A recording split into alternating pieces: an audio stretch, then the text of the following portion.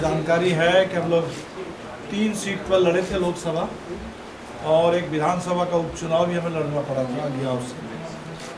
तो इनमें से आरा, काराकाट और अगियाव, ये 3 सीट से हमारे साथी जीते हैं, सुदामा जी, राजाराम जी और शिव प्रकाश जी। और नालंदा बहुत ज़बरदस्त मुकाबला रहा और संदीप जी वहाँ दूसरे नंबर पर रहे।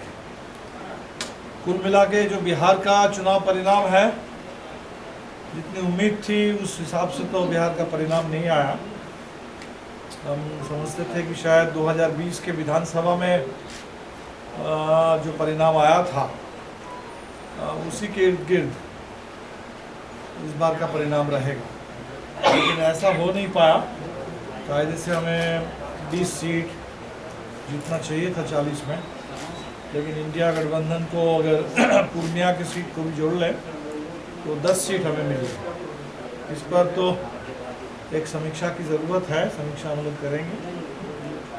लेकिन 19 की तुलना में बिल्कुल जो लोग ये सोच रहे थे कि देश में 400 पार और बिहार में भी 40, ये जो बातें हो रही थी तो उसका तो बहुत ज़बरदस्त जवाब देश ने भी दे दिया और बिहार ने भी दे दिया। जो जनादेश अभी आया है इसमें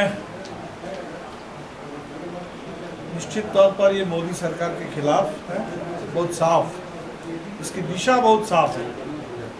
देश के हर कोने से और ख़ासकर उत्तर प्रदेश, जहां मोदी, शाह, योगी सबका गढ़ है, उस उत्तर प्रदेश का जो चुनाव परिणाम है उसने तो बिल्कुल साफ कर दिया कि इस बार का चुनाव मोदी सरकार को सत्ता से बेदखल करने के लिए, संविधान और लोकतंत्र की रक्षा के लिए और देश की आर्थिक नीतियों में दिशा बदलने के लिए, जन कल्याण की दिशा में आर्थिक नीतियों को संचालित करने के लिए जनता ने वोट किया।